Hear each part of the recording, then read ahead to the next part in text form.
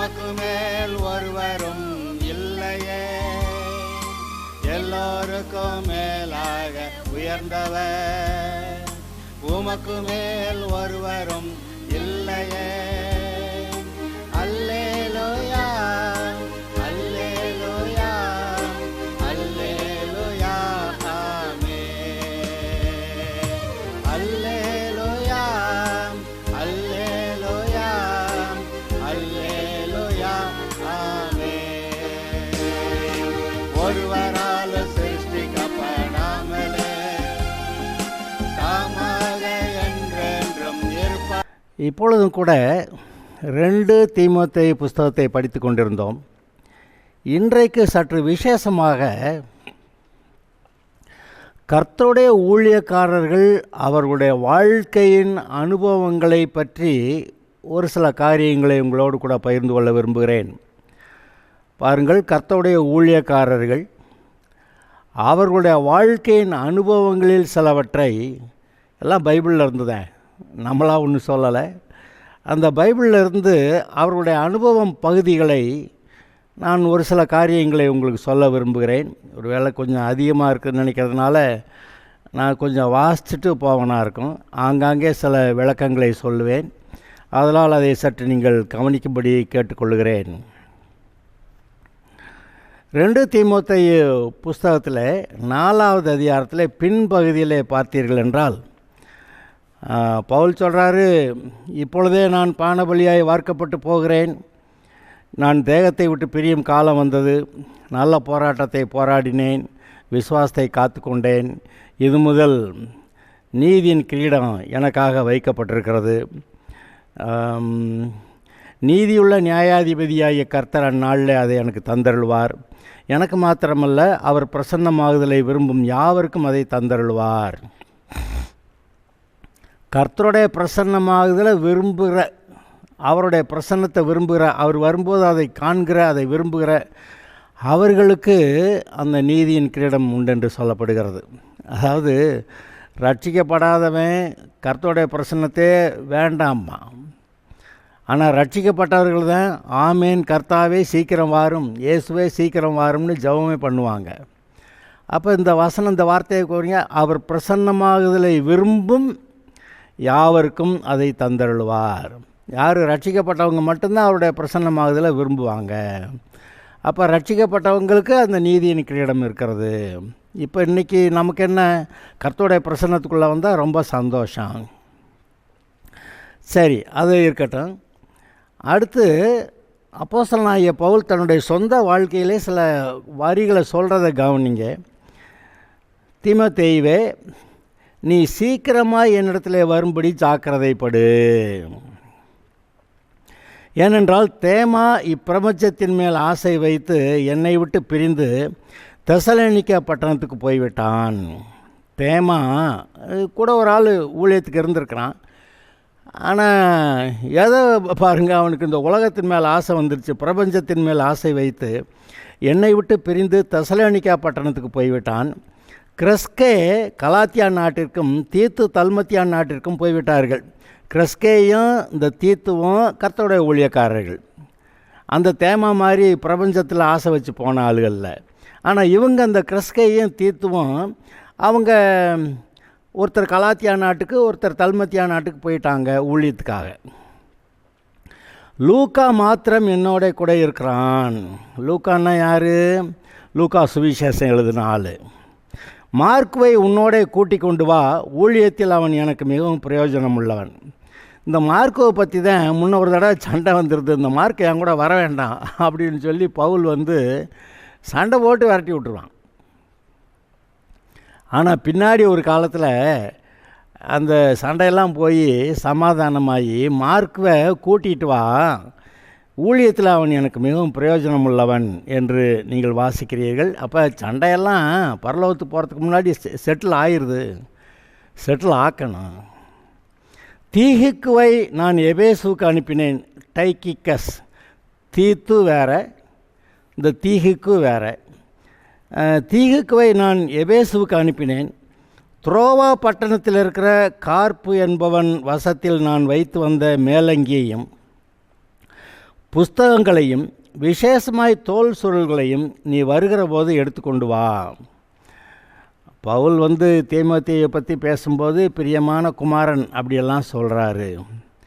அப்போ இவன் வேற ஒரு பக்கத்தில் ஊழியம் செஞ்சுக்கிட்டு இருக்கிற ஆளை தீமோத்தேயோ வர சொல்கிறார். எனக்கு உதவிக்கு வரணும்னு கேட்குற மாதிரி வருது. துரோவா பட்டணத்திலே கார்ப்பு என்பவன் வசத்தில் வைத்து வந்த மேலங்கியையும், என்னுடைய மேலங்கி,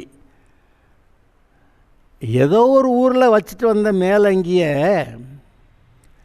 பவுல் தீமோத்தேயிட்ட சொல்லி எடுத்துகிட்டு வர சொல்கிறான். அதுவும் மாரி காலத்துக்கு முன்பாக வா அப்படின்லாம் சொல்கிறான்.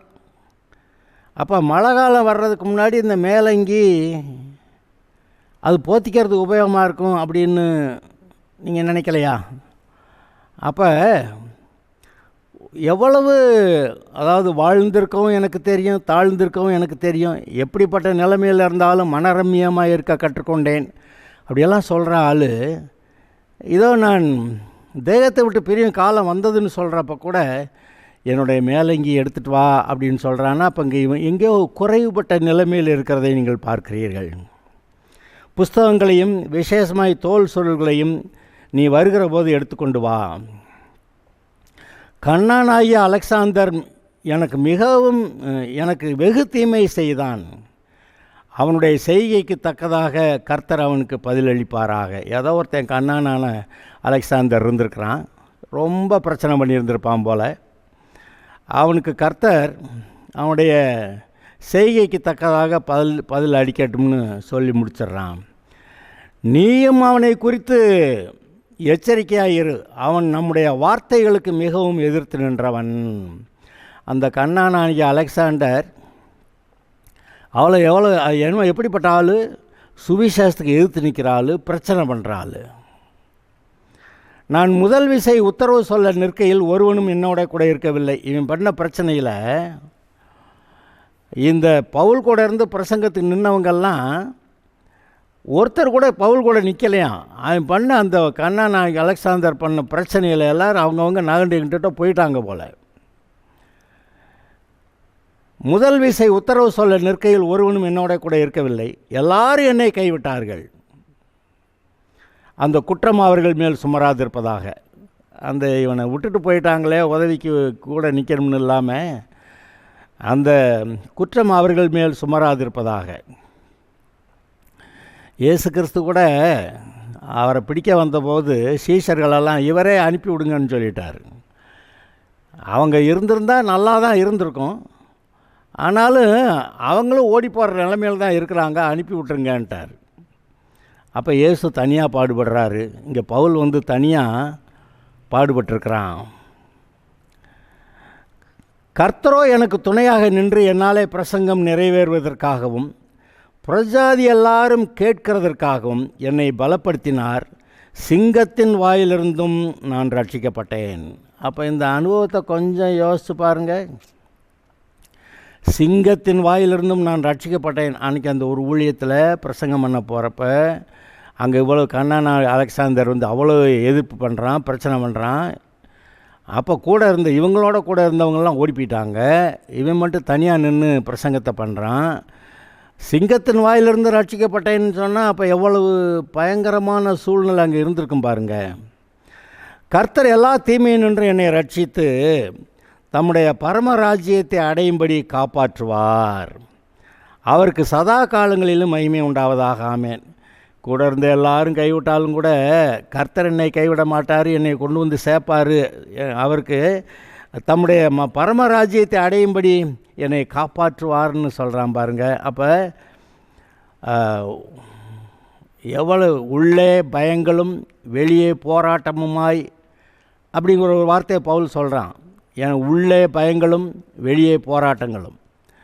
அப்போ இப்போ எதிர்ப்பு நிறைஞ்ச இடங்களுக்கு போகிறப்ப உள்ளுக்குள்ளே பயம் இருக்குது, ஆனால் வெளியில் போராட்டமாக இருக்குது. ஆனாலும் ஒரு இடத்துல தைரியத்தை வரவழைத்து கொண்டு அவன் சுவிசேஷத்தை அறிவிச்சிருக்கிறான். அப்படிங்கிறதெல்லாம் நீங்கள் நினச்சி பாருங்கள். நமக்கு இதெல்லாம் பிரயோஜனமாக இருக்குங்க. பிரிஸ்கில்லாலும் ஆர்க்கில்லாவும் ஒனேசிப்போருவின் வீட்டாருக்கும் என் வாழ்த்துதலை சொல்லு. பிரிஸ்கில்லா ஆர்க்கில்லா நம்ம அடிக்கடி கேட்டிருக்கிறோம். ஒனேசிப்போருவின் வீட்டாருக்கும் என் வாழ்த்துதலை சொல்லு. எரஸ்து கொரிந்து பட்டணத்தில் இருந்து விட்டான். துரோப்பீமுவை மிலேத்துவிலே வியாதிப்பட்டவனாக விட்டு வந்தேன். மிலேத்துவில் யாரை? துரோப்பீமுவை.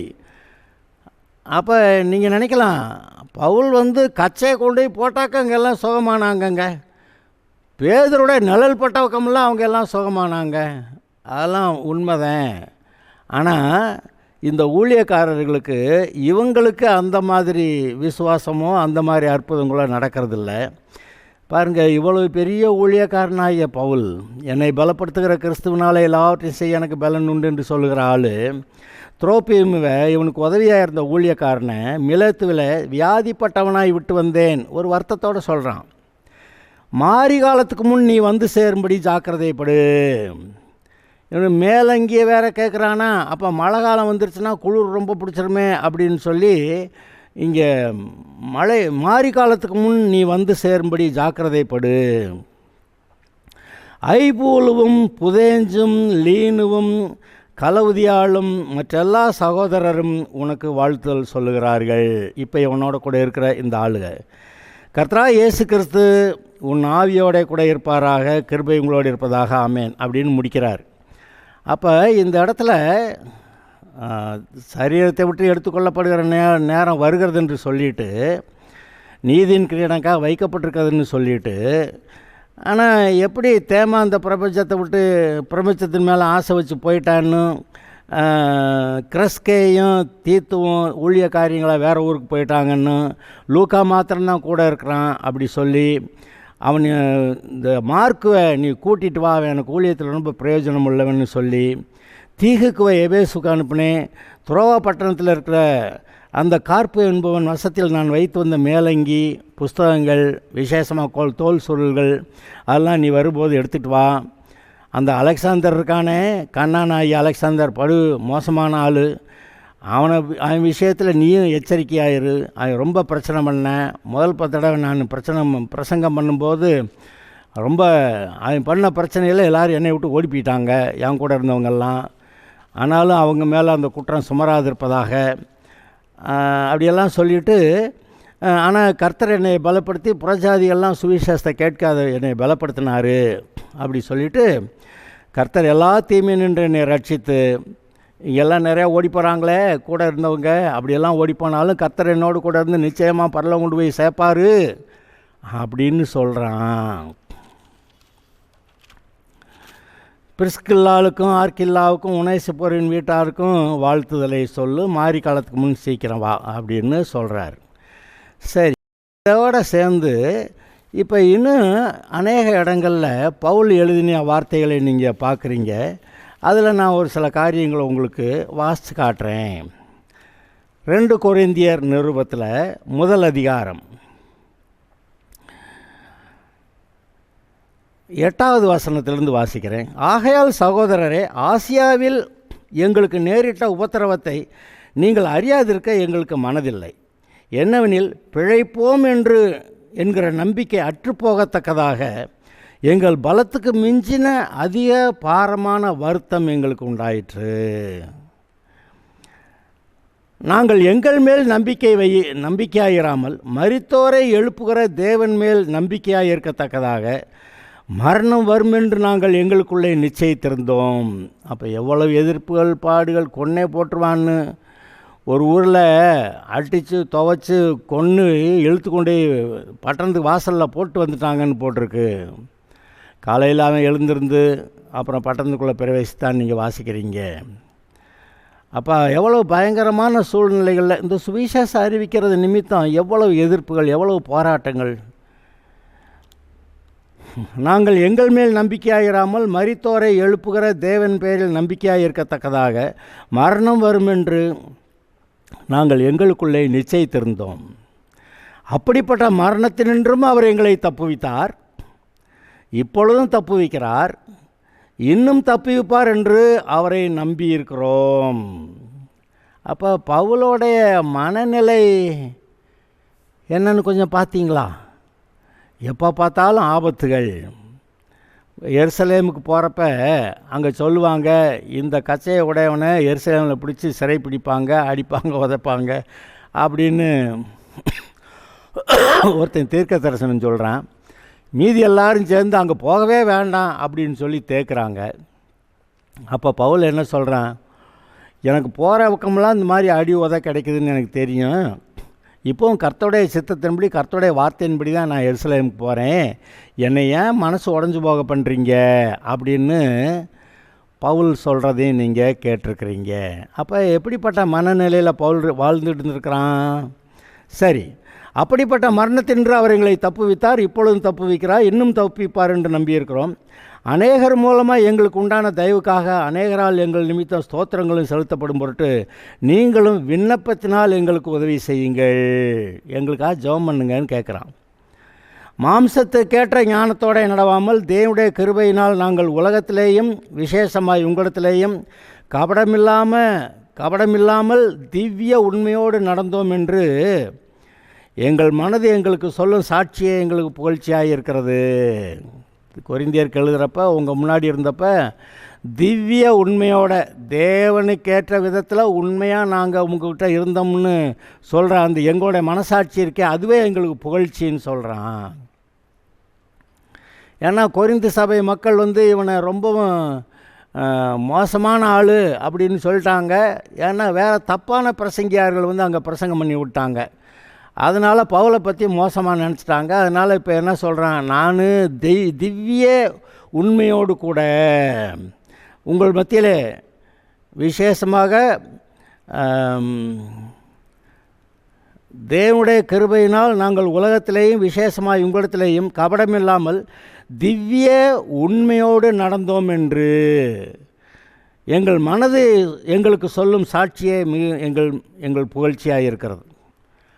அப்போ யாரோ என்னெல்லாமோ பேசுகிறாங்க, ஆனால் எங்கள் மனசு சொல்லுது நீ கரெக்டாக பேசியிருக்க அப்படின்னு சொல்லி தேவன் எங்களுக்குள்ளே உணர்த்துறாரு, நீ கரெக்டாக பேசியிருக்கேன்னு சொல்லி திவ்ய உண்மையோடு. அப்போ ஊழியக்காரர்கள் எங்கேயோ போய் ஊழியம் செஞ்சுட்டு வந்தாலும் அங்கங்கே கண்டதை பேசுகிறதெல்லாம் கேட்குறப்ப எவ்வளவு சோர்வு வரத்தான் செய்யுது பாருங்கள்.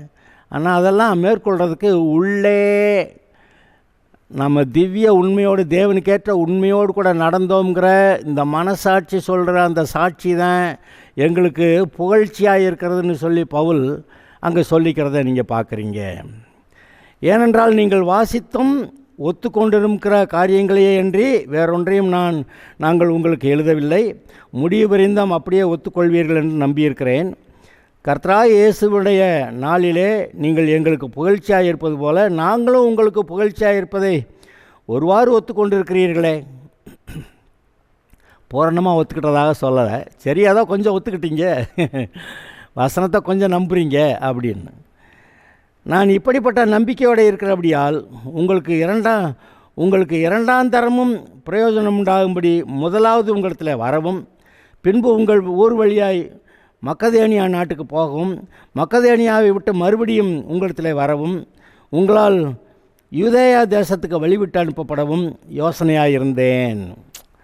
அந்த கொரிந்து சபை மக்கள் தவறான போதனைகள்லாம் தப்பாக நடத்தப்பட்டுட்டாங்க. அவங்க பவுலையே திட்ட ஆரம்பிச்சிட்டாங்க, மோசமான ஊழியக்காரன்னு. அதனால் அந்த பிசாசோடைய ஜனங்கள் போய் கெடுத்ததெல்லாம் சரி பண்ணணும்னு சொல்லி நான் மக்கதேனியா போகிற வழியில் உங்கள்கிட்ட வந்துட்டு போவேன், அங்கே வந்துட்டு திரும்ப நான்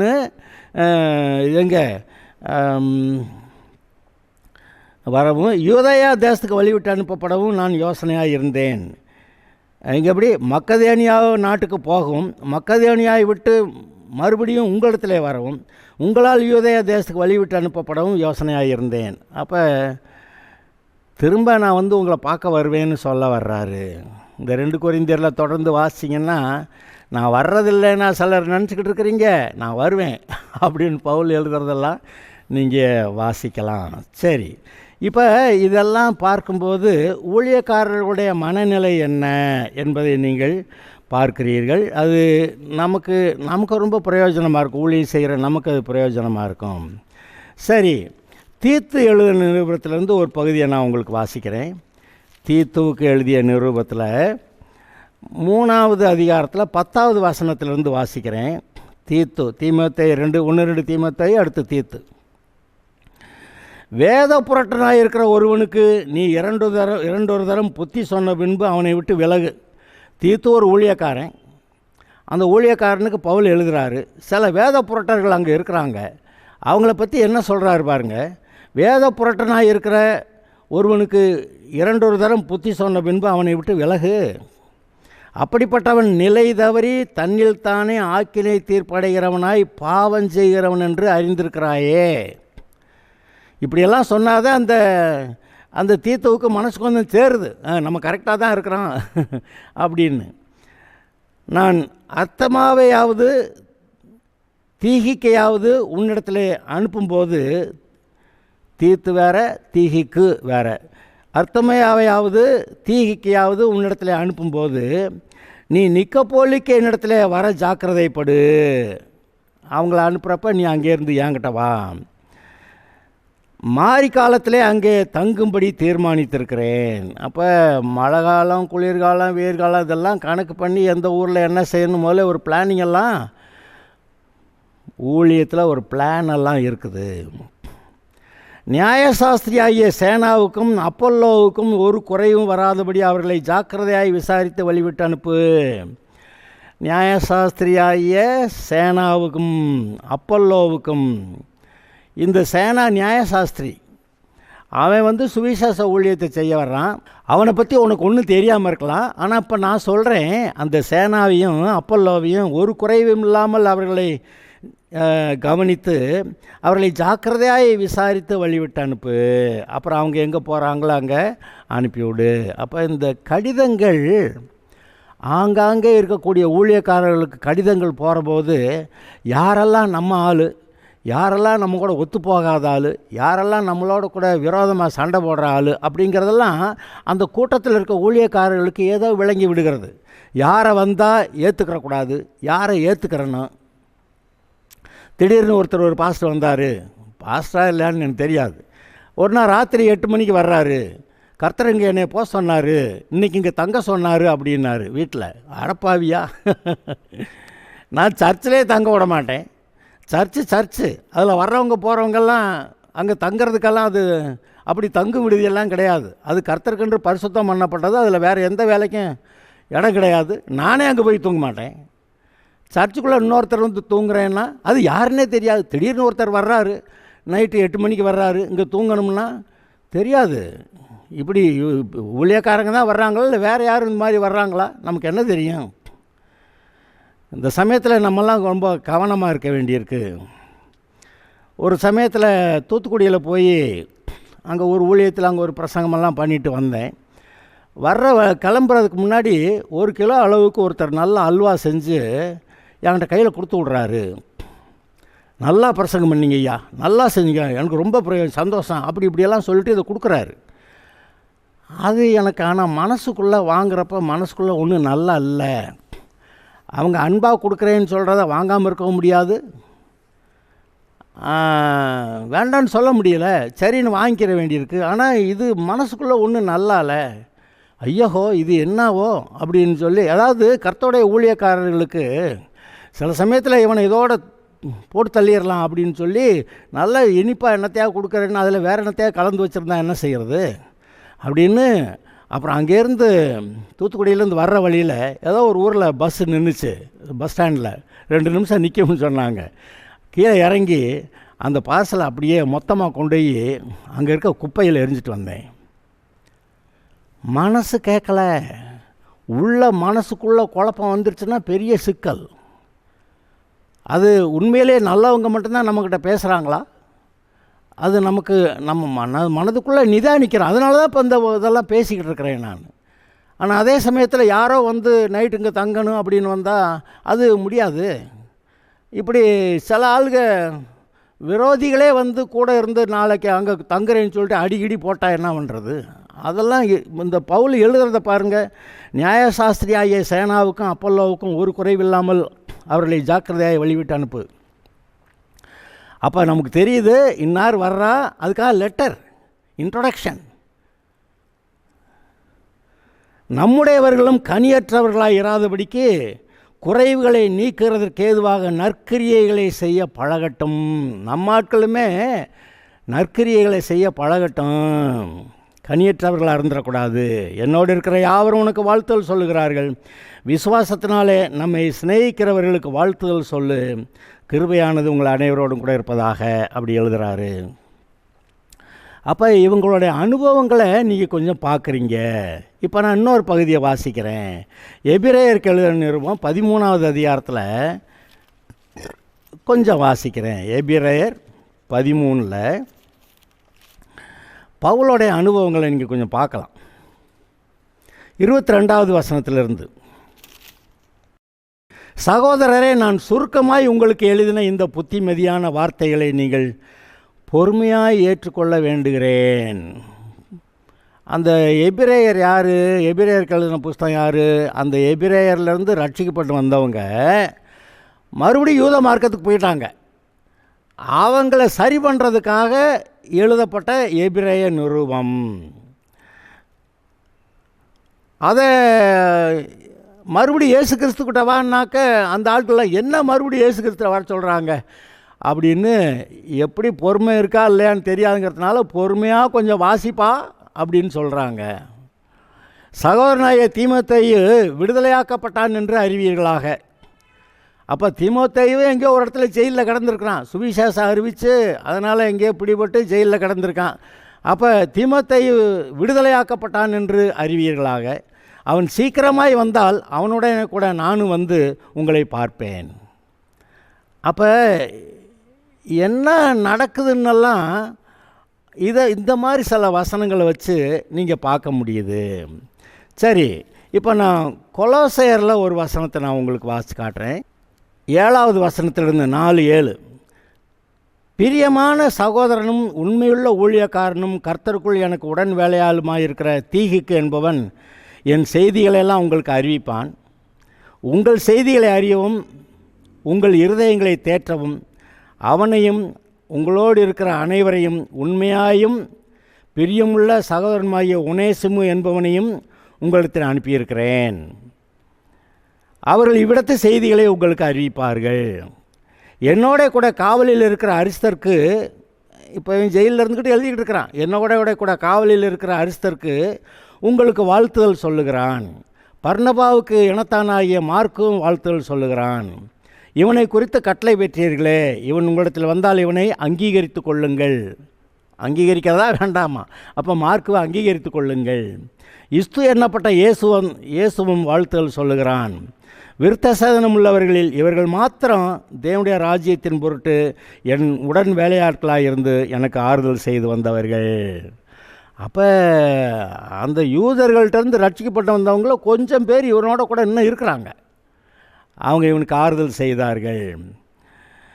எப்பாப்ராவும் உங்களுக்கு வாழ்த்துதல் சொல்லுகிறான். உங்களை சேர்ந்தவனும் கிறிஸ்துவன் ஊழியக்காரனுமாகிய இவன் நீங்கள் தேவனுக்கு சித்தமானவைகள் எல்லாவற்றிலும் தேர்ந்தவர்களாயும் பூரண நிச்சயமுள்ளவர்களாயும் நிலை கொண்டு இருக்க வேண்டுமென்று தன் ஜெபங்களில் உங்களுக்காக எப்பொழுதும் போராடுகிறான். யார்? எப்பாப்ராத்து. அவன் ஜெபங்களில் இந்த கொலோசே பட்டணத்து விசுவாசிகளுக்காக ஜெபிக்கிறான்னு சொல்லியிருக்கான். இத்தோட இப்போக்கு நிறுத்துகிறேன். அடுத்த பகுதியில் வேறு சில காரியங்களை பார்க்கலாம். இது தொடரும். இது போன்ற செய்திகளை கேட்க உண்மையாகவே வானத்தையும் பூமியும் படைத்த தேவனை ஆராதிக்க, அவருடைய போதனைகளை கேட்க இந்த குட் நியூஸ் பைபிள் சர்ச் திண்டுக்கல்லில் பஸ் ஸ்டாண்ட்லேருந்து நடந்து வரக்கூடிய தூரத்தில் சென்னை சில்க்கு அடுத்தபடி தெய்வ சிகாமணிபுரம் ரோட்டில் ஒரு 100 மீட்டர் தூரத்தில் இருக்குது. இந்த குட் நியூஸ் பைபிள் சர்ச்சு ஞாயிறு ஆராதனை காலை 8 மணிக்கு, வியாழக்கிழமை மாலை 6:30 மணிக்கு பைபிள் ஸ்டடி இருக்கிறது. சனிக்கிழமை காலை 10 மணிக்கு உபவாச ஜெபம் இருக்கிறது. இந்த கூட்டங்களிலே நீங்கள் கலந்து கொண்டு தேவனை அறிகிற அறிவிலே வளர்ந்து உங்களுடைய வாழ்க்கையிலே சரியான தீர்மானங்களை எடுத்து நன்றாக வாழ, தேவனுடைய பரிபூர்ண ஆசீர்வாதங்களை சுதந்திரித்து கொண்டு வாழ நீங்களும் சரி, உங்களுடைய குடும்பத்தார் யாவரும், உங்களுடைய பெற்றோர், உங்களுடைய பிள்ளைகள் எல்லாரும் நன்றாய் வாழ்ந்திருக்க இந்த ஆலய ஆராதனையில் நீங்கள் கலந்து கொள்ள வேண்டுமென்று உங்களை அன்போடு அழைக்கிறேன். நீங்கள் வாருங்கள். கர்த்தர் உங்களை ஆசீர்வதிப்பாராக.